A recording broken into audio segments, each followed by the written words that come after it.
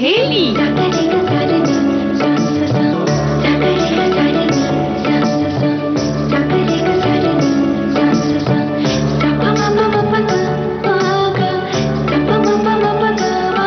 सखी सहेली।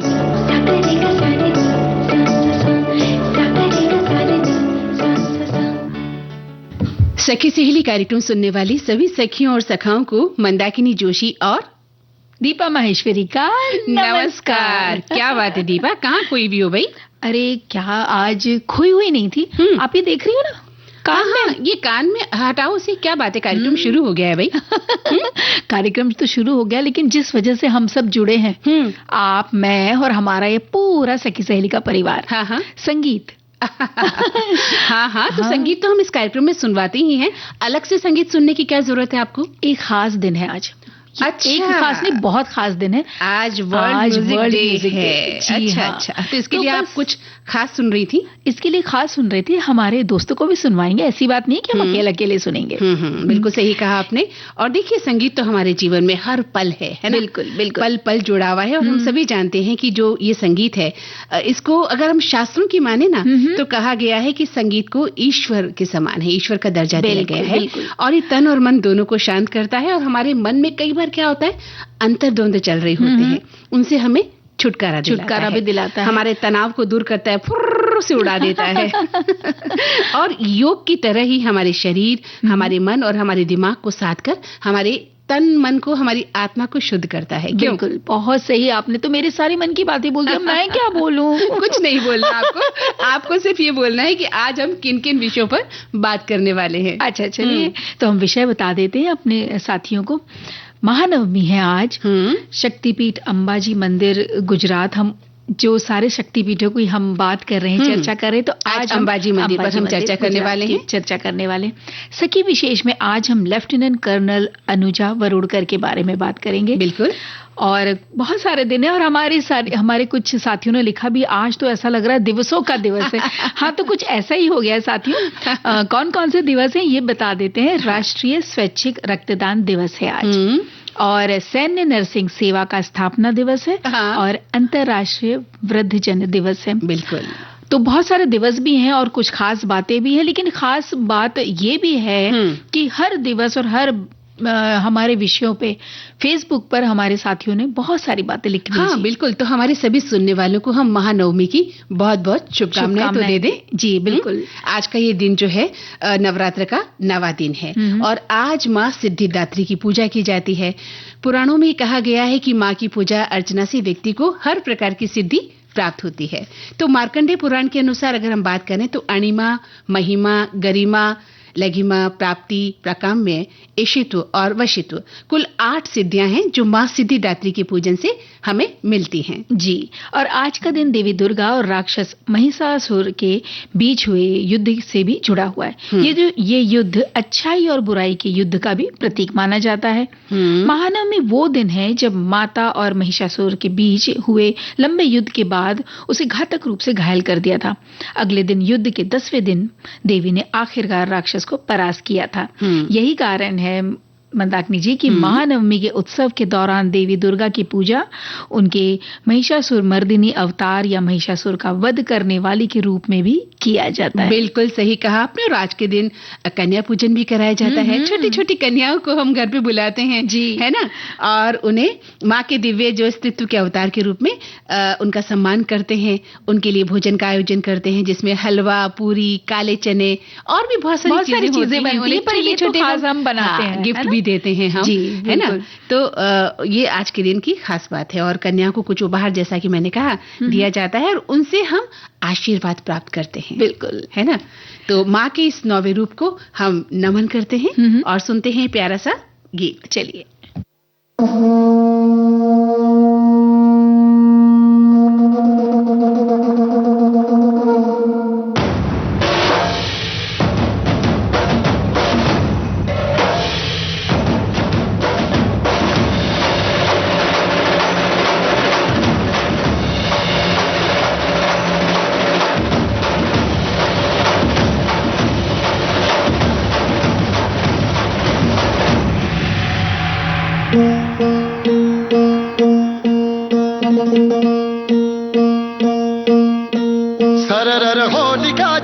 शत्रु राह में मिले हमने, जब जब शमशीरें ताने है माए भवानी।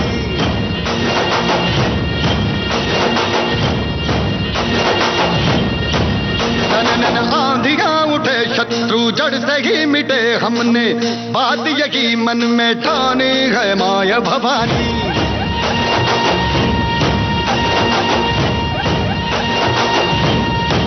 हम सब मर्द मावड़े बड़े खुददार हैं, अब हर एक दिन स्वराज का त्योहार है।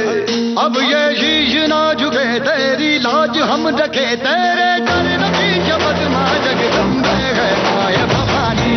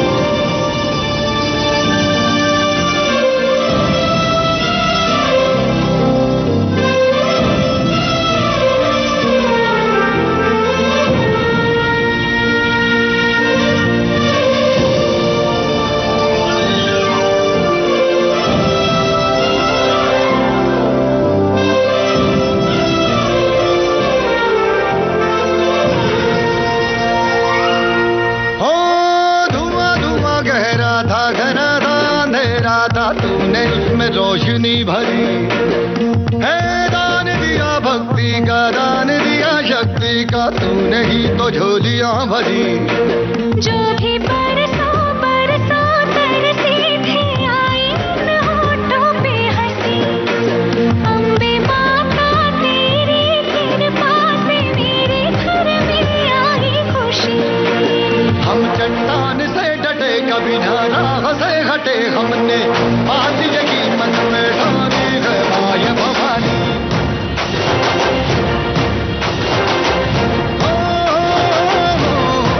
सनन आंधियां उठे शत्रु जड़ से ही मिटे हमने, जब जब शमशीरें तानी है माया भवानी।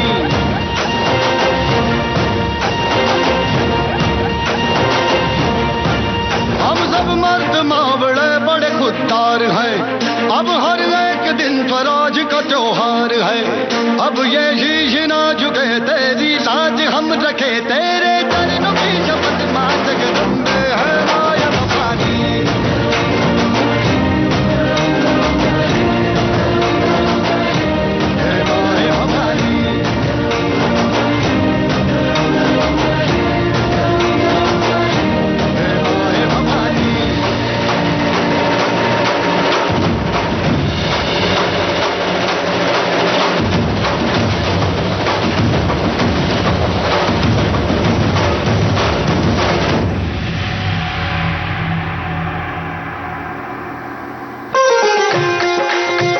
अक्टूबर विविध भारती की स्थापना का दिन। बधाई हो बधाई। हम सब के लिए ये है उत्सव का दिन। और इस दिन हमारे साथ होंगी एक ऐसी अभिनेत्री जिनके आप हैं बरसों से दीवाने, रेणुका शहाणे। 3 अक्टूबर दिन में 12 बजे से रेणुका शहाणे हमारे साथ होंगी लाइव। विविध भारती की सालगिरह का जश्न 3 अक्टूबर दिन में 12 बजे रेणुका शहाणे लाइव। आपकी कृपा से ये शुभ घड़ी आई। हाँ जी।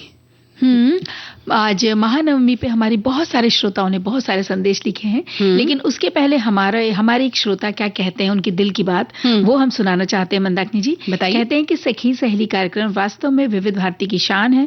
इसमें सुनाई देने वाली बातचीत, सलाह, गीत श्रोताओं के दिल को छू जाते हैं। हर प्रसारण में अपनापन और सहजता झलकती है, जैसे कोई अपनी सखी से खुलकर मन की बात कर रहा हो। ये कार्यक्रम न सिर्फ मनोरंजन देता है बल्कि मार्गदर्शन और आत्मविश्वास भी बढ़ाता है। सचमुच सखी सहेली श्रोताओं की सच्ची साथी है। बहुत अच्छी बात है अगर आप सखी सहेली कार्यक्रम को अपना सच्चा साथी मानते हैं। बिल्कुल, है ना। वैसे हमारे जितने भी सखी और सखा हैं वो भी तो हमारे अपने ही है ना। बिल्कुल। और जब हम भी घर पर बैठ के सुनते हैं ना तो सच में ऐसा लगता है हम अकेले नहीं हैं, हमारे साथ बहुत सारे लोग साथ जुड़े हुए हैं। और एक श्रोता ने लिखा है कि इस दिन माँ दुर्गा के नवे स्वरूप माता सिद्धिदात्री की पूजा की जाती है। मान्यता है कि महानवमी पर विधि पूर्वक पूजन करने से भक्तों को जीवन में सिद्धि, सफलता और सुख समृद्धि प्राप्त होती है। नवरात्रि के 9 दिनों का विशेष महत्व होता है, लेकिन नवमी तिथि को खास तौर पर कन्या पूजन और हवन का आयोजन कर माता को प्रसन्न किया जाता है। घरों में, मंदिरों में, पंडालों में वृहद पैमाने पर हवन और कन्या पूजन चल रहा है। बेहद ही सुगंधित अलौकिक आभा पूरे हर्षोल्लास से वातावरण में फैली हुई है। जय माता दी। क्या बात है। और एक संदेश कहता है कि महानवमी के पूजन हवन के साथ नवरात्रि की पूजा संपन्न हुई और ये पूजा एक तरफ हमारी आस्था को बलवती करता है, दूसरी तरफ हमें हमारी ही क्षमता से परिचित करवाता है। नवरात्रि की विधि पूर्वक पूजा का संकल्प लेना एक कठिन कार्य होता है, पर जिस साधक की इच्छा शक्ति दृढ़ होती है वे इसे आसानी से कर लेते हैं। इस पूजा में हम अपनी बहुत सारी संस्कृत के श्लोक और मंत्रों का उच्चारण करते हैं जो हमें मानसिक रूप से सुदृढ़ बनाते हैं। हवन करने से आसपास का वातावरण शुद्ध होता है। एक श्रोता लिख रहे हैं कि इस दिन माँ जगदम्बे के सिद्धिदात्री स्वरूप के अवतरण पर पूजन अर्चन करने से उनके उभय स्वरूपों की गति हमें मिलती है और जिसके फलस्वरूप समस्त सिद्धियां भक्तजनों को प्राप्त हुआ करती हैं। उनके इस उभय स्वरूपों पर विनम्र हम आज नमन कर रहे हैं। जी। और एक संदेश में हमारे श्रोता ने कहा है कि इस दिन आयुध पूजा या अस्त्र पूजा भी की जाती है, जिसमें पारंपरिक रूप से हथियारों और औजारों की पूजा की जाती है।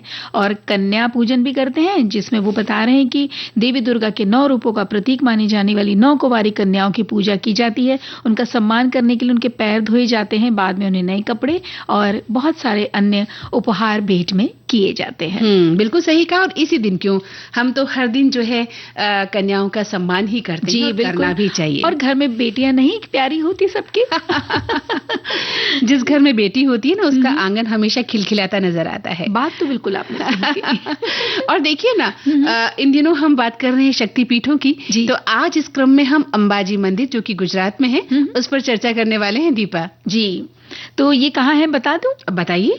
ये गुजरात और राजस्थान की सीमा पर स्थित माउंट आबू से 45 किलोमीटर दूर है अंबा माता का ये प्राचीन शक्तिपीठ।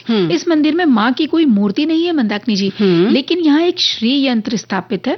ये श्री यंत्र इस तरह से सजाया जाता है कि देखने वालों को उसमें माता का दिव्य स्वरूप ही नजर आता है। बिल्कुल। और विशेष बात ये है दीपा कि इस श्री यंत्र की पूजा के लिए कहा जाता है कि आंखों पर जो है पट्टी बांधते हैं पंडित लोग जब पूजा करते हैं, तो आंखों को बांध लेते हैं। और यहाँ पर पूजा के दौरान कोई भी फोटो या तस्वीर नहीं ली जा सकती है। और माँ भवानी के 51 शक्तिपीठों में से एक ये मंदिर है। भक्तजन यहाँ अपार श्रद्धा के साथ दर्शन के लिए आते हैं। कहा जाता है कि यहाँ माता का जो है हृदय गिरा था, जिसका उल्लेख तंत्र चूड़ामणि में भी मिलता है। जी।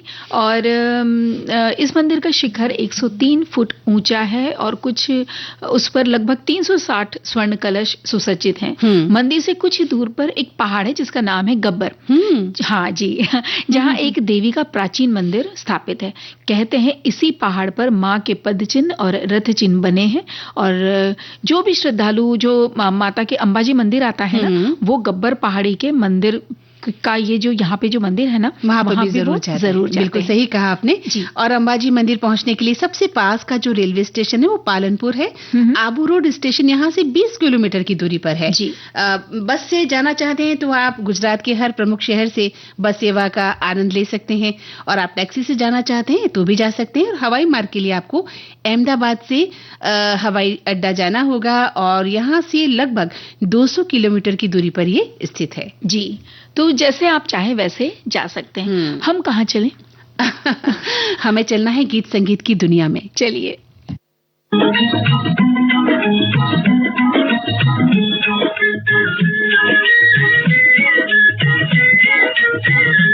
अम्बे तू है जगदम्बे काली, जय दुर्गे खप्पर वाली, तेरे ही धुन गाए भारती। ओ मैया हम सब उतारे तेरी आरती। अम्बे तू है जगदम्बे काली, जय दुर्गे खप्पर वाली, तेरे ही धुन गाए मैया हम सब उतारे तेरी आरती।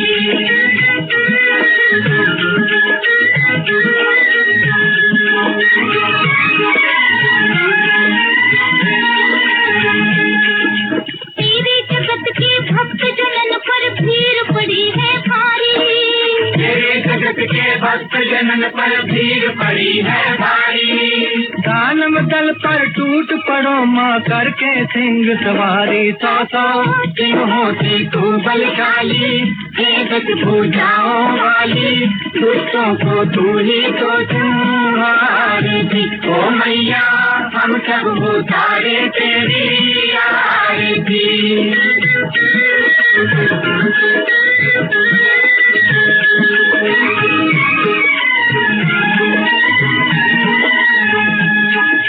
माँ बेटे का है इस जग में बड़ा ही निर्मल नाता, माँ बेटे का है इस जग में बड़ा ही निर्मल नाता।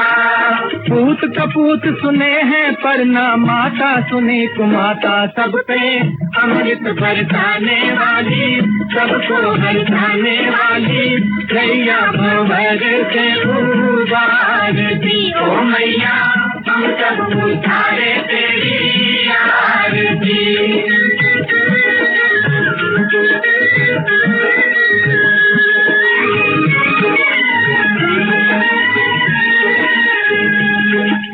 नहीं मांगते धन और दौलत, ना चांदी ना सोना, नहीं मांगते धन और दौलत, ना चांदी ना सोना।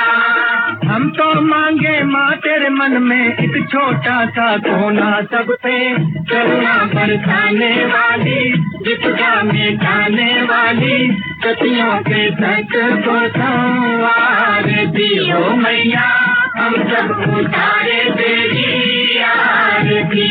अम्बे तू है जगदम्बे काली, जय दुर्गे खप्पर वाली, तेरे ही गुण गाए भारती। ओ मैया हम सब उतारे तेरी आरती। अम्बे जय जय जगदम्बे काली, जय अम्बे जय जय जगदम्बे काली। जीएसटी काउंसिल ने कमर्शियल बिजनेस में टैक्स को और भी सरल बना दिया है। अभी तक होटल के कमरों पर जीएसटी की 4 दरें लगती हैं। 1000 रुपए से कम कीमत वाले होटल रूम पर 0 जीएसटी है, जबकि 1000 से 2499 रुपए तक के होटल के कमरे पर 12% जीएसटी लगता था। 2500 से लेकर 7499 रुपए तक के होटल कमरे पर 18% टैक्स लगता है। इससे ज्यादा कीमत का होटल रूम है तो उस पर 28% जीएसटी लगता है। लेकिन अब होटल के कमरों पर सिर्फ 2 ही रेट लगाए जाएंगे। 7500 से कम कीमत वाला कमरा है तो 5% और ज्यादा है तो 12% जीएसटी देना होगा। हाँ दीपा।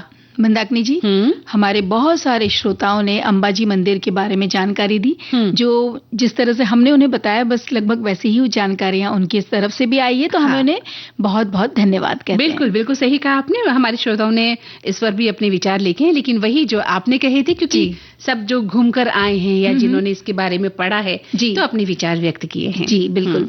और बात घूमने की है अभी आपने, तो हम आपको बता दें कि लेफ्टिनेंट कर्नल अनुजा वरुड़कर, जो सखी विशेष में आज हम जिनके बारे में बात करना चाह रहे हैं, क्या खास है बताइए। भारतीय सेना के जो तीनों अंग है ना, जल थल वायु, हाँ, ये तीनों अंग में जो महिला अधिकारी वहां पे सेवारत हैं, वो सवार हुई हैं एक हमारे देश में ही बनी हुई भारतीय सेना नौकायन पोत, जिसका नाम है त्रिवेणी। पिछले महीने सितंबर में इन्होंने यात्रा शुरू करी है और समुद्र से पूरी परिक्रमा करते हुए ये फिर भारत लौटेंगी अगले साल। और कहते हैं कि कुछ 26,000 समुद्री मील की ये यात्रा करने वाली हैं। बिल्कुल सही कहा आपने। और हाँ, बताइए। ये नौकायन भूमध्य रेखा को 2 बार पार करने वाली है और इसके अलावा कुछ साहसिक भी कहते हैं समुद्री क्षेत्र हैं, उसको पार करने वाली हैं, जैसे कि केप लाउनविन, केप हॉर्न और केप ऑफ गुड होप। तो ये तीनों कहते हैं कि ये वाले जितने क्षेत्र हैं ना, ये बहुत ही खतरनाक भी कहे जाते हैं और चुनौतीपूर्ण भी हो जाते हैं। ये जल क्षेत्र, यहाँ से भी वे लोग गुजरने वाले हैं। बिल्कुल सही कहा आपने। हम जब लेफ्टिनेंट कर्नल अनुजा वरुड़कर के बारे में पढ़ रहे थे तो हमें पता चला कि कितना महिलाओं में हिम्मत आई है, शक्ति आई है, साहस, उन्हें पहचाना है। उनके भीतर शक्ति तो है दीपा, हम महिलाओं के भीतर शक्ति है, लेकिन इस शक्ति को हम पहचान नहीं पाते हैं पूरी तरह से और घबरा जाते हैं, है ना। और फिर हम किसी का कहते हैं ना कि सहारा ढूंढते हैं कि कोई हमें साथ देगा तो हम ये कदम उठा पाएंगे। लेकिन जैसे ही महिलाओं ने अपनी शक्ति को पहचाना तो आज महिलाएं कहां से कहां बढ़ रही हैं, है ना। जो परिवार तक रहती थी सीमित, वहां से निकलकर महिलाओं ने अपना जो है परचम लहराया है। और इसलिए आज हम लेफ्टिनेंट कर्नल अनुजा वरुड़कर के बारे में बात कर रहे हैं। बिल्कुल, तो बताइए। और जब ये जो निकल चुका है इनकी परिक्रमा, तो 9 महीने लगातार नाव में रहते हुए ये सारी महिला अधिकारी दल अगले साल मई 2026 में मुंबई वापस लौटेगा। मुंबई से ही शुरू हुई है इनकी सफर और ये 4 बड़े अंतर्राष्ट्रीय बंदरगाहों से भी गुजरने वाला है ये दल। और खास बात है इस नौकायन महिला लीडर अधिकारी अनुजा वरुड़कर की, जैसे आप बता रहे थे ना, तो यात्रा को आरंभ करने से पहले उन्होंने बताया था कि उनकी ट्रेनिंग बहुत कठिन थी और पिछले लगभग 3 साल से वो और उनकी पूरी टीम ये ट्रेनिंग ले रही है और इस मिशन की तैयारी कर रही थी। कड़ी शारीरिक प्रशिक्षण उनके चल रहे हैं और सभी उससे बहुत कठिनाई से गुजरे। उन्होंने एक इंटरव्यू में ये भी कहा कि हम तो नौसिखिए थे, हमें कुछ पता नहीं था, लेकिन ट्रेनिंग के बाद अब हमें ऐसा लग रहा है कि हम किसी भी तरह की परिस्थितियों का सामना कर सकते हैं। जी, और ये समुद्र की जो कठिन परिस्थितियां होती है ये तो हम सोच भी नहीं सकते कि कितनी तूफानी सिचुएशंस वहां पे आ जाती हैं और उनका सामना करना, उस सब के लिए भी उनका कहना है कि हम सब तैयार हैं। और इस ऐतिहासिक समुद्री यात्रा के माध्यम से दृढ़ संकल्प और वीरता का परिचय देने के लिए अनुजा वरुड़कर की पूरी टीम तैयार है। बिल्कुल सही कहा आपने। हम यहाँ पर चूंकि सखी विशेष की बात हो रही है तो हमने लेफ्टिनेंट कर्नल अनुजा वरुड़कर को चुना, लेकिन उनकी टीम की सभी सदस्यों को हम यहाँ से याद कर रहे हैं क्योंकि उन सभी का मिला जुला प्रयास है, ये टीम वर्क है ना। उन सभी ने मिलकर इस हिम्मत को अपने भीतर महसूस किया, तब जाकर वो इतना बड़ा अभियान जो है करने में अपने आप को सफल पा रही हैं। तो दीपा, कहते हैं कि महिलाएं, हम सब कहते हैं कि हम आगे बढ़ना चाहती हैं, हम आत्मनिर्भर बनना चाहती हैं, लेकिन क्या करें, हमारे घर वाले, हमारा समाज हमारे पैरों में जो है बेड़ियां डाल देता है, हमारी तरक्की को रोकता है। तो ये बात पूरी तरह से सच नहीं है। हाँ, किसी हद तक सही है क्योंकि महिलाओं को आत्मनिर्भर बनाने में घर परिवार का तो समर्थन रहता ही है, साथ ही हमारी खुद की भी एक विशेष भूमिका होती है कि हम जिस फील्ड में जाना चाहते हैं वहां के लिए हमारे भीतर जज्बा है कि नहीं, हिम्मत है कि नहीं, साहस है कि नहीं। तो अनुजा ने उन सभी बातों को सच ठहराया कि आपके भीतर एक साहस होना चाहिए, हिम्मत होनी चाहिए और इतनी एक तूफानी यात्रा को करने की जो हिम्मत इस टीम में आई उसको हम सैल्यूट करते हैं। बिल्कुल। और जो ये इतने कठोर प्रशिक्षण के बाद जो तीनों सेनाओं की महिला दल की कप्तानी जो उन्हें मिली है वो बहुत बड़ी बात है। जबकि उन्होंने कहा कि शुरुआत में तो हमें कुछ भी नहीं पता था, यानी कि कितने कठिन ट्रेनिंग से वो गुजरे होंगे और जिस तरह से उनका ये चयन हुआ होगा कप्तानी के लिए, तो ये भी अपने आप में एक ऐतिहासिक बात ही हो गई है। बिल्कुल सही कहा आपने। कोई आसान नहीं होता किसी भी अभियान में शामिल होना और फिर वहां पर आपको सबसे बड़ा पद मिल जाना। आप उस टीम की जब मॉनिटर हो जाती हैं, नेतृत्व करती हैं, तो सोचिए आपके भीतर कितना कुछ देखा गया होगा, तब जाकर आपको ये कमांड मिलती है ना, तब जाकर आप कुछ हासिल कर पाते हैं। तो ये जानी मानी जो अधिकारी हैं लेफ्टिनेंट कर्नल अनुजा वरुड़कर, आज हम महिलाओं की जो है ये आदर्श बन गई हैं। हम इनसे बहुत कुछ सीख सकते हैं जी, और हम अपनी आने वाली पीढ़ियों को सिखा सकते हैं। जो नव युवतियां हैं, जो नई नई बच्चियां हैं, वो सीख सकती हैं कि किस तरह से हम साहस अपने भीतर पैदा कर सकते हैं जी। और हम तो ये भी कहना चाहेंगे कि अनुजा वरुड़कर और उनकी टीम, पूरी समस्त टीम को, कि आप ये कठिन एक्सपीडिशन पे जो आप निकले हैं आप सफलतापूर्वक करके आइए। देश आपका इंतजार कर रहा है और बहुत सारे खुले हाथों से और खुले स्नेह से आपका स्वागत भी करेगा। बिल्कुल सही कहा आपने। और हमें लगता है कि जब वो लौट कर आएंगे तो उसके बाद न जाने कितनी नव युवतियों को, कितनी महिलाओं को, कितनी लड़कियों को जो अपनी हिम्मत हार चुकी हैं किसी एक मौके पर, फिर से वो अपनी हिम्मत का जो है परचम लहरा सकती हैं, है ना। तो इसी उम्मीद के साथ आइए सुनते हैं ये प्यारा सा गीत। देवा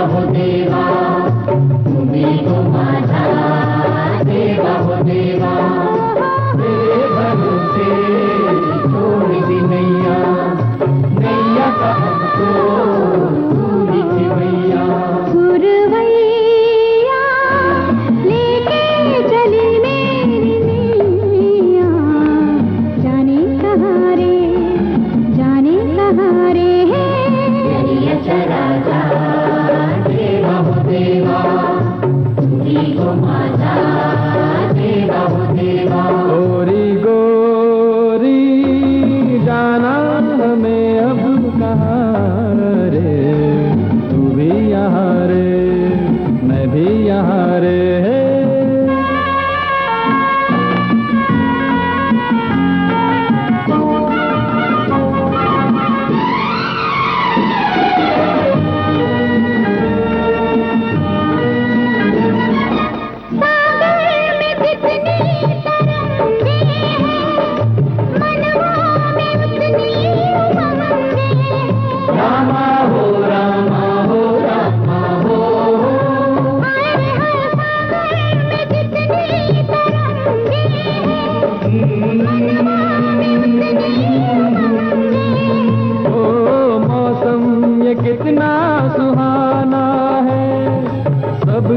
लबों पे तराना है, हम भी गा ले मीठे तराने मिलन के, प्यारा समारे प्यारा समारे।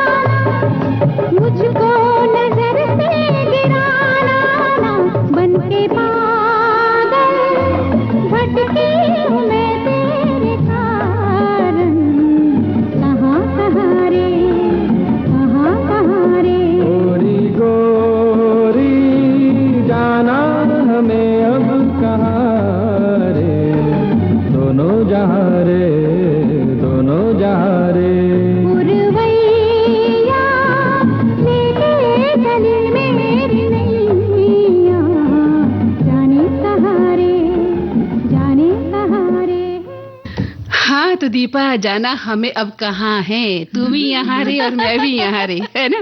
तो एक छोटा सा अंतराल हम लेते हैं और लौट के फिर से आते हैं। चलिए।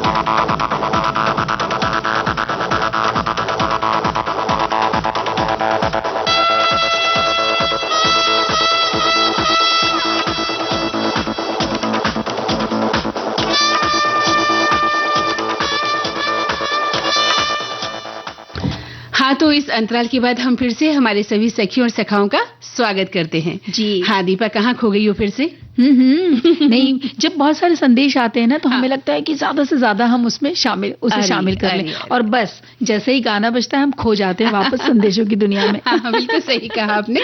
तो आज कुछ खास दिवस आप बता रही थी कि आज बहुत सारे दिवस हम मना रहे हैं। बहुत सारे दिवस मना रहे हैं, तो एक एक करके हम चलते हैं। अभी तो हम सबसे पहले मनाते हैं राष्ट्रीय स्वैच्छिक रक्तदान दिवस। हाँ बिल्कुल, आज के दिन ये दिवस हम मनाते हैं ना, और जिससे लोगों को इसका महत्व हम समझें और क्यों जरूरत है इसकी, क्यों करना चाहिए रक्तदान, इसके बारे में बातचीत होना बहुत जरूरी है। तो साथ ही स्वेच्छा से जो रक्तदान किया जाता है वो आज के दिन प्रेरणा उसकी मिलती है कि हमें स्वेच्छा से भी अपना रक्तदान करना चाहिए। जी बिल्कुल। और ये दिन हमारे देश में 1 अक्टूबर 1975 से मनाया जाता है, और Indian society of blood transfusion and immunohaematology इस संस्थान ने ये खास दिन की शुरुआत की थी।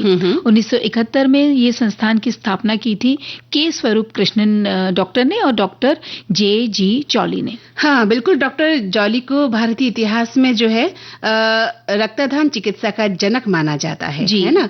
और आपने ही देश में जो है पेशेवर रक्तदाताओं से रक्त की खरीद बिक्री पर प्रतिबंध लगाने का अभियान चलाया था, जिसे आगे चलकर भारतीय सरकार की राष्ट्रीय रक्त नीति में शामिल भी किया गया था। जी, और स्वैच्छिक रक्तदान जीवन दान और आशा देने का कार्य है। दूसरों के जीवन को बचाने के लिए अवश्य हमें आगे आना चाहिए। और रक्तदान जो दिवस है, यानी आज का जो दिन है, सभी को इन मानवीय कार्यों के लिए प्रोत्साहित करने का भी दिन है, क्योंकि हर एक रक्तदान जीवन जो है बचाने की अपार क्षमता रखता है। जी, रक्तदान कोई भी वयस्क कर सकता है जिसकी आयु कम से कम 18 वर्ष हो, जिसका वजन निर्धारित वजन सीमा के अंदर हो, स्वास्थ्य सामान्य हो और कुछ विशेष दवाओं या बीमारी से संबंधित कोई अयोग्यता ना हो, यानी कुछ ऐसी बीमारी ना हो कि भाई आप कोई ब्लड डोनेशन नहीं कर सकते। हाँ, बिल्कुल सही बात है, क्योंकि इसके लिए भी बहुत सारी सीमाएं तय होती हैं कि आप ब्लड डोनेट कर सकते हैं कि नहीं कर सकते हैं।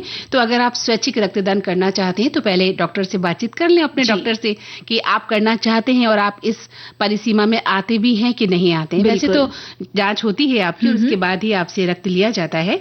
और इस वर्ष की जो थीम रखी गई है वो है रक्त दे, आशा दें, साथ मिलकर हम जीवन बचाते हैं। कितनी सुंदर थीम रखी गई है ना? देखिए ना कि ये थीम कहता है कि दुनिया भर के रक्तदाताओं को योगदान के लिए धन्यवाद देना, सुरक्षित रक्त और प्लाज्मा दान की आवश्यकता के बारे में और अधिक जानकारी देना। यानी रक्त दे और आशा दे, हम किसी को एक रक्तदान करके सिर्फ एक जीवन नहीं, पूरे परिवार की आशा बन सकते हैं। बिल्कुल सही कहा। जब कोई दुर्घटना होती है और खून की कमी हो जाती है, बहुत सारा रक्त बह जाता है, और जब उस व्यक्ति को इस खून की जरूरत होती है, तो उस वक्त सोचिए, पता चलता है कि जो रक्तदाता होता है वो आपके लिए किसी भगवान से कम नहीं होता है। जी बिल्कुल, है ना। इसलिए हमेशा अपना भी ख्याल रखें और दूसरों का भी रखें, और खा पी कर तंदुरुस्त रहें। अगर आपको कभी रक्तदान देने की नौबत आती है तो आप दे सकते हैं खुशी खुशी। जी बिल्कुल। और हम संदेश ले रहे हैं या हम गाने सुने? पहले संदेश लेते हैं ना। जी, तो ये एक संदेश है जिसमें कह रहे हैं कि स्वैच्छिक रक्तदान दिवस वास्तविक रूप में रक्तदान के महत्व को प्रतिपादित करता है। इससे जरूरतमंद मरीजों की जिंदगी को चिकित्सकों द्वारा बचाया जा सकता है। इसके लिए शिविर भी लगाए जाते हैं। रक्तदान करने से रक्तदाता में पुनः खून बन जाता है। इसके लिए लोगों को रक्तदान करने से कोई नुकसान नहीं है, अपितु वो इसके द्वारा किसी की भी जान बचा सकते हैं। और इस दृष्टिकोण से यह दिवस बहुत महत्वपूर्ण है। और एक श्रोता ने लिखा है कि भारत में हर साल राष्ट्रीय स्वैच्छिक रक्तदान दिवस आज ही के दिन मनाया जाता है, ताकि व्यक्ति के जीवन में रक्त की आवश्यकता और महत्व को समझा जा सके। इसे पहली बार 1 अक्टूबर 1975 को भारतीय रक्त आदान एवं प्रतिरक्षा रक्तदान विज्ञान सोसाइटी के माध्यम से मनाया जाने लगा था। भारतीय रक्त आदान एवं प्रतिरक्षा विज्ञान सोसाइटी की स्थापना सर्वप्रथम यानी सबसे पहले 22 अक्टूबर 1971 को श्रीमती के स्वरूप कृष्ण और डॉक्टर जे.जी. जॉली के नेतृत्व में हुई थी। जी, कुछ ऐसे ही जानकारी हम लोगों ने भी यही जानकारी साझा की, और हमारे जो श्रोता हैं उन्होंने भी यही विचार व्यक्त किए हैं। तो आप सभी को इस दिवस की बहुत बहुत शुभकामनाएं। और जब भी जरूरत पड़े आप अपना रक्तदान अवश्य करें। अगर आप उसके निर्धारित जो भी मापदंड है उसमें आते हैं, अगर आप आते हैं तो हमें करना चाहिए। जी, हम दूसरों को ही नहीं कह रहे। सबसे बड़ी बात होती है कि हम दूसरों को तो उपदेश देते थे, जब बात हमारी आएगी, मानने पे आती है, तो हम पीछे हट जाते हैं। लेकिन हम कहना चाहते हैं हमें रक्तदान करना चाहिए, लेकिन डॉक्टरी चिकित्सक परामर्श के बाद ही, है ना। उसी के बाद आप अपना स्वास्थ्य का ध्यान रखें।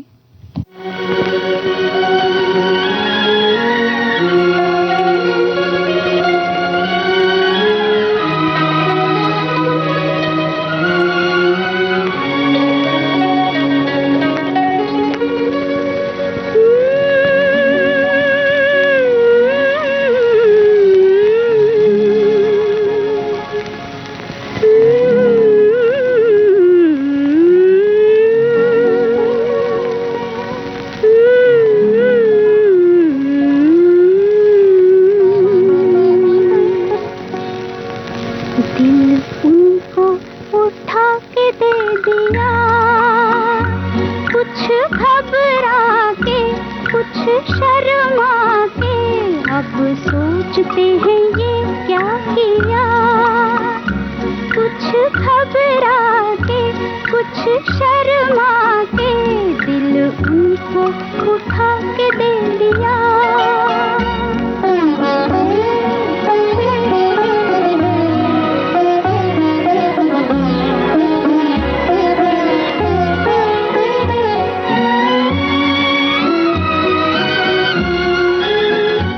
ये किससे हुआ सामना, दिल पुकारा मुझे थामना। ये किससे हुआ सामना, दिल पुकारा मुझे थामना। मिल चुकी थी नजर, हो चुका था असर, नाम उनका जुबान ले लिया।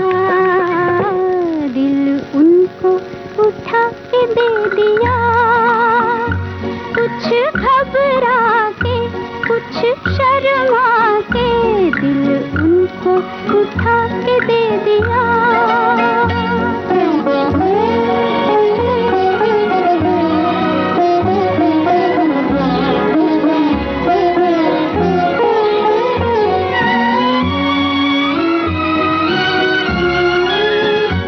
जिंदगी में कोई आ गया, प्यार का राज समझा गया।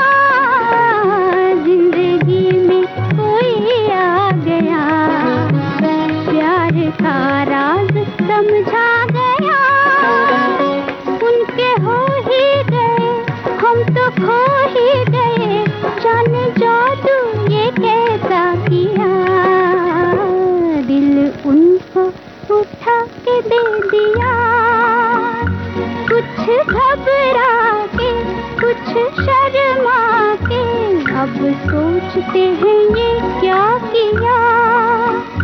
कुछ घबरा के कुछ शर्मा के दिल उनको उठा के दे दिया। 3 अक्टूबर विविध भारती की स्थापना का दिन। बधाई हो बधाई, हम सब के लिए ये है उत्सव का दिन।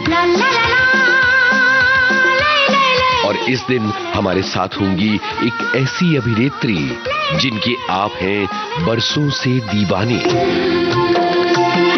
रेणुका शहाणे। 3 अक्टूबर दिन में 12 बजे से रेणुका शहाणे हमारे साथ होंगी लाइव। विविध भारती की सालगिरह का जश्न 3 अक्टूबर दिन में 12 बजे रेणुका शहाणे लाइव। आपकी कृपा से ये शुभ घड़ी आई। हाँ जी, तो दीपा, आज हम बहुत सारे दिवस मना रहे हैं और उसमें एक खास दिवस है सैन्य नर्सिंग सेवा का स्थापना दिवस। जी, मिलिट्री नर्सिंग सर्विस भारतीय सेवा की उत्पत्ति आर्मी नर्सिंग सर्विस से हुई। इसका गठन 1888 में ब्रिटिश सेना के एक भाग के रूप में हुआ था, मंदाकिनी जी। और अपने अस्तित्व के कई वर्षों के बाद इस बल में कई बदलाव आए और 1926 में इसे भारतीय सेना में नर्सिंग नर्सिंग सेवा का नाम दिया गया था। बिल्कुल सही कहा। और आपने बात उठती है कि भाई नर्स क्या है ना? नर्स हम कहते हैं क्या करती है, क्या करता है। व्यक्ति जो है मेल भी हो सकता है नर्स और फीमेल भी हो सकती है। तो एक प्रशिक्षित और पंजीकृत जो व्यक्ति है जो आपकी बीमारी, आपकी दुर्घटनाओं, आपकी बीमारियों को, विकलांगताओं को वो देखभाल करता है ना, या करती है। आपका ध्यान रखती है, आपको दवा देती है और एक स्वास्थ्य प्रदाता कह सकते हैं, स्वास्थ्य सेवा प्रदाता होती है। यूँ कहा जाता है कि स्वास्थ्य की दुनिया में वो रीढ़ की हड्डी होती है ना, तो वो आपका ध्यान रखती है। तो ऐसे नर्सिंग सेवा का स्थापना दिवस है आज, सैन्य नर्सिंग सेवा का। और MNS की अगर हम बात करें, मिलिट्री नर्सिंग सर्विस भारतीय सेना की चिकित्सा सेवा का एक हिस्सा है जो महिला उम्मीदवारों को अधिकारी के रूप में सेना में नर्स के तौर पर सेवा देने का भी कार्य करता है। जी, और इसके लिए उम्मीदवार नर्सिंग की डिग्री आपको जो लेना है वो आर्म्ड फोर्सेस मेडिकल कॉलेज यानी AFMC जैसी प्रतिष्ठित संस्थाओं से किया जाता है। MNS से डिग्री मिलने के बाद उम्मीदवार सेना में कार्यरत जो लोग हैं या उनके परिवार या देश के कोई हम अन्य नागरिकों को भी अलग अलग परिस्थितियों में जो नर्सिंग सेवा दे सकती हैं। बिल्कुल तो सही कहा ये आपने। दोनों ही महिला पुरुष दोनों होते हैं, ऐसा नहीं कि नर्स एक महिला अधिकारी ही नर्स हो सकती है, इस तरह की बात नहीं है। ये सेवा कोई भी कर सकता है। बिल्कुल। एक श्रोता ने लिखा भी है कि सैन्य नर्सिंग सेवा का स्थापना दिवस मनाया जा रहा है और सेना के चिकित्सालयों में ही नहीं अपितु सभी चिकित्सालयों में नर्सिंग का विशेष महत्व होता है। चिकित्सा पाद चतुष्टय के दृष्टिकोण से नर्सिंग तीसरे पाद पर वर्णित है। अस्पताल में भर्ती मरीजों को नर्स की सेवाएं द्वारा ही नवजीवन मिला करता है। फिर सेना में भर्ती हुए सैनिकों के घायल होने पर उनके महत्व को नकारा नहीं जा सकता है और इस दृष्टिकोण से ये दिवस उनके कल्याण के लिए समर्पित है। जी बिल्कुल। तो उनके महत्व को हम नकार नहीं सकते और कभी कभी कुछ ऐसे संदेश आ जाते हैं कि हम उन्हें भी नकार नहीं सकते। तो ये एक संदेश है स्वैच्छिक रक्तदान दिवस की, जो अभी हमने बात की थी ना उस विषय में। ये संदेश कहता है कि मेरे परिवार में 30 साल का एक लड़का है, उसके बार बार ब्लड प्रेशर बढ़ रहा था, तो डॉक्टर ने कहा कि जवान लड़की हो, रक्तदान करो, ब्लड प्रेशर नॉर्मल हो जाएगा। अब वो साल में 2-3 बार ब्लड डोनेट करता है और उसका ब्लड प्रेशर भी सही रहता है। बहुत अच्छी बात है, लेकिन फिर भी वही बात हम तो कहेंगे कि जब भी आप कोई कदम उठाते हैं उससे पहले आपको डॉक्टर का परामर्श लेना बहुत ही जरूरी है। और हमारे लिए क्या जरूरी है? हमारे लिए तो संगीत जरूरी है। जैसा कि हमने कहा कि आज हम संगीत दिवस भी मना रहे हैं और संगीत तो दवा का काम करता ही है। चलिए। ना मैं धन चाहूं ना रतन चाहूं, ना मैं धन चाहूं ना रतन चाहूं, तेरे चरणों की धूल मिल जाए, तेरे चरणों की धूल मिल जाए तो मैं तर जाऊं शाम, तर जाऊं हे राम, तर जाऊं।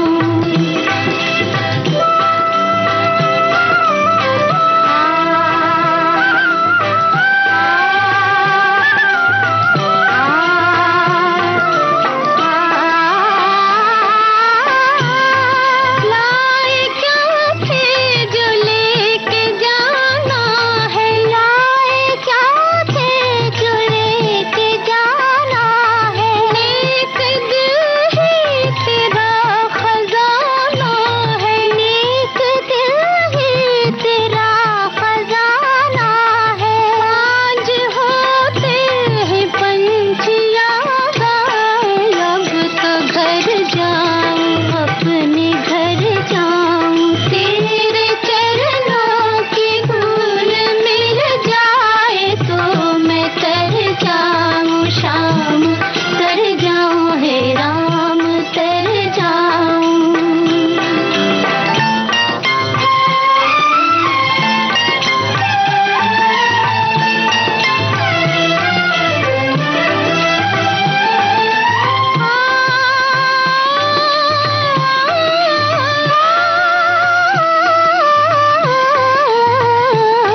थम गया पानी, जम गई काई, थम गया पानी, जम गई काई, बहती नदियाँ ही साफ कहलाई, बहती नदियाँ ही साफ कहलाई, मेरे दिल ने ही जाल फैलाए, अब किधर जाऊं मैं, किधर जाऊं, अब किधर जाऊं मैं, किधर जाऊं, अब किधर जाऊं मैं, किधर जाऊं, अब किधर जाऊं मैं, किधर जाऊं, अब किधर जाऊं मैं, किधर जाऊं, अब किधर जाऊं मैं, किधर जाऊं, अब किधर जाऊं मैं, किधर जाऊं, अब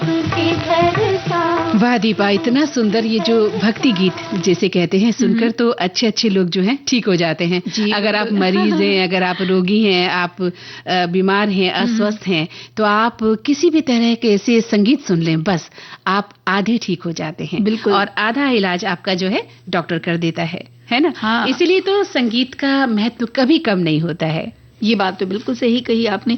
देखिए ना, थोड़ा झूमने से ही लगे थे इस संगीत में, है ना, इस गीत में। बिल्कुल सही कहा। और वैसे ही अगर देखा जाए तो हमारे घर के जो बुजुर्ग है ना, वो भी जब घर में पाठ करते हैं या भजन करते हैं, कोई भक्ति गीत गाते हैं, तो सोचिए घर का माहौल कितना खूबसूरत हो जाता है, कितना भक्तिमय हो जाता है। कई बार तो ऐसा लगता है अलार्म की जरूरत नहीं है, बस उनकी आवाज ही काफी। हाँ, खैर ये तो बात सबसे बड़ी बात आपने कह दी कि जो घर के बड़े बुजुर्ग हैं वो तो हमारे परिवार की धरोहर हैं, जी, है ना। और उनका सुबह उठना, उनका जल्दी उठना, रात को समय पर सोना, ये बहुत सी चीजें हैं जो हम अपने घर के बड़े बुजुर्गों से सीख सकते हैं। और देखिए ना, कितना हम सोच उस चीज पे शायद कभी गौर नहीं करते। हमारे घर के बड़े कहते हैं तुम जाओ, हम घर पर हैं, हम देख लेंगे। तब हमें पता नहीं होता, जब हमारे बच्चे छोटे होते हम उन्हें छोड़कर चले जाते हैं, या हम घर परिवार को छोड़ के चले जाते हैं। तो जब एकल परिवार है, वो की कीमत बाद में जब आप अलग होते हैं तब समझ आता है कि घर के जो बड़े बुजुर्ग थे वो आपके लिए क्या मायने रखते थे। और एक जो तुमने अभी बात कही ना कि हम अपने बच्चों को छोड़कर उनके भरोसे छोड़ जाते हैं और शाम को आते हैं तो हमें लगता है जैसे कुछ हुआ ही नहीं होगा, है ना। बिल्कुल। लेकिन जब हमें उन्हीं बुजुर्ग माता पिता की सेवा करनी पड़ती है तो हमें कितना बुरा लगता है, हम कितना बदल जाते हैं, कितना बौखला जाते हैं कि ओह हमारी जिंदगी के तो इतने खूबसूरत पल खराब हो जा रहे हैं, या हम इतने अभी व्यस्त हैं, हमारे पास तो समय ही नहीं है, हम अब इनका क्या ध्यान रखें। तो ये अंतर समझिए कि वो आपकी देखभाल उन्होंने कैसे की होगी, आपके बच्चों की देखभाल वो कितनी खुशी के साथ करते हैं, दादा दादी बनकर, नाना नानी बनकर वो अपना जीवन अर्पित कर देते हैं आपको। और उनके अनुभव देखिए ना, जरा सी बात के लिए बोलते हैं, हम घबराते हैं और वो कहते हैं नहीं, कुछ घरेलू इलाज बता देते, कुछ ऐसा इलाज बता देते हैं कि ये बस ये लगा दो, बच्चा ठीक हो जाएगा। या बहुत छोटा बच्चा होता है, 1 साल से भी छोटा, वो बहुत रोता है और हमें समझ में नहीं आता क्या करें। ये तो हमारे ही साथ घर में होता है, हमें पता नहीं चलता है क्या होता है। वो कहते हैं कुछ नहीं, हींग को पानी में घोल के उसके लगा दो पेट में, वो ठीक हो जाएगा। हाँ, बच्चा पूरी रात रोता है, माँ समझ नहीं पाती है, पिता समझ नहीं पाते, युवा दंपति जो होती है वो समझ नहीं पाते कि बच्चे को चुप कैसे कराया जाए। लेकिन जो हमारे घर के जो बड़े बुजुर्ग हैं वो आपको बता देते हैं कि भाई इसको क्या हुआ होगा। तो आज हम अंतर्राष्ट्रीय वृद्धजन दिवस मना रहे हैं और ये बात हम वैसे तो हर दिन हमें करनी चाहिए, है ना जी, इस बात के लिए। और करनी क्या चाहिए, समझनी चाहिए हमें कि हमारे लिए हमारे घर के बड़े बूढ़े जो है कितना मायने रखते हैं। बिल्कुल। और जो हम बात कर रहे थे कि अनुभव का वो एक ऐसा पिटारा है उनके पास होता है जो धन से भी अधिक कीमती है। उनकी समझ और सुझाव घर के छोटों को हमेशा सही रास्ता दिखाता है। बिल्कुल, वो हमारे लिए मूल्यवान धरोहर हैं। और लेकिन आजकल हम देखते हैं कि वृद्धावस्था कई चुनौतियों के साथ आती है, जैसे कि संयुक्त परिवार का पतन हो रहा है, अकेलापन है, दूसरों पर निर्भर हो गया है जो घर का वृद्ध है। कई बार उन्हें देखने के लिए कोई नहीं होता। और हमारे देश में कुल जनसंख्या का लगभग 10% जो भाग है वो वृद्धजन है, जिनमें महिलाओं की संख्या ज्यादा है। जी बिल्कुल। और अंतर्राष्ट्रीय वृद्धजन दिवस ये एक ऐसा वैश्विक स्वास्थ्य सेवा कार्यक्रम है जो वृद्धावस्था से जुड़ी तमाम चुनौतियों की और जो हम जनता को जागरूकता बढ़ाने के लिए कहता है और साथ ही उनके लिए अवसर बढ़ाता है। ये दिन सामुदायिक संगठन, परिवार और उनके हित सोचने वाले लोगों को संगठित करता है। हाँ, और इस दिन कई राष्ट्रीय और अंतर्राष्ट्रीय संगठन मिलकर वृद्धजन के कल्याण और सम्मान की ओर ध्यान देते हैं और कई सामाजिक अभियान चलाते हैं, कार्यशालाएं होती हैं, कई प्रकार के शिविर लगाए जाते हैं और इसके बारे में बताया भी जाता है। जी, ये 14 दिसंबर 1990 को संयुक्त राष्ट्र महासभा ने 1 अक्टूबर को अंतर्राष्ट्रीय वृद्धजन दिवस की घोषणा की थी। बढ़ती उम्र में जीवन शैली में बदलाव लाना जरूरी होता है, ऐसा कहते हैं बड़ों के लिए। और उच्च फाइबर वाले भोजन का वो सेवन करें, तले हुए खाद्य पदार्थ से परहेज रखें, विटामिन डी से भरे हुए पेय पदार्थ लें और दिन भर हाइड्रेटिंग रखने के लिए, खुद को तरल रखने के लिए पानी पीते रहना चाहिए या तरल पदार्थ लेते रहें। अच्छे स्वास्थ्य को बनाए रखने के लिए जरूरी है। ये सब चीज तो है, लेकिन उन्हें ना साथ चाहिए। हाँ, मंदाकिनी, वही अभी आपने कहा ना कि उन्हें ये सब मिलना चाहिए, लेकिन कैसे मिले? अगर कोई घर का बड़ा बुजुर्ग मान लीजिए बिस्तर से नहीं उठ पा रहा है ना, बेड रेस्ट पर है, बीमार है, तो वो कैसे अपने आप को हाइड्रेटेड, सारी चीजें कैसे कर पाएगा, कैसे वो विटामिन ई ले पाएगा, vitamin A B C D वो ले पाएगा? उसके लिए घर के जो अन्य सदस्य हैं वो क्या करते हैं? जी बिल्कुल। उन्हें साथ चाहिए, कोई हाथ में दवा आप ना भी दें, आप उनके लिए डब्बे में भी रख देंगे ना, उन्हें चलेगा। कोई उनके पास जाके बात करे, उनसे पूछे, उनके अनुभव या उनकी यादें उनसे बस यूं ही साझा कर ले। और बड़ों में कभी कभी याददाश्त जैसे जैसे कम होती जाती है ना, वो बातों को दोहराते हैं। तो हमें उनसे चिढ़ना नहीं चाहिए। हमने देखा है कहीं कहीं कि वो बोलते बता तो दिया अभी आपने, वापस आप दोबारा इसको क्यों आप बार बार रिपीट क्यों कर रहे हैं पापा। लेकिन इस तरह से नहीं, वो झल्लाना नहीं चाहिए। जब आप बच्चे थे, आपने कितनी बार अपने माता पिता से कितनी बातें पूछी होगी, पर आपके माता पिता ने कभी भी झल्लाकर आपको जवाब नहीं दिया होगा ना जी। तो वही बात आपके साथ आती है कि जब आज आप बच्चे जो हैं बड़े हो गए हैं और माता पिता बुजुर्ग हो गए हैं, तो उनका आप सहारा बने, ना कि आप उन्हें डांट डपट कर एक कोने में बैठा दे या उनके दिल को, उनके दिमाग को दुख पहुंचाएं और उनकी बीमारी का आप मजाक बनाकर रख दें।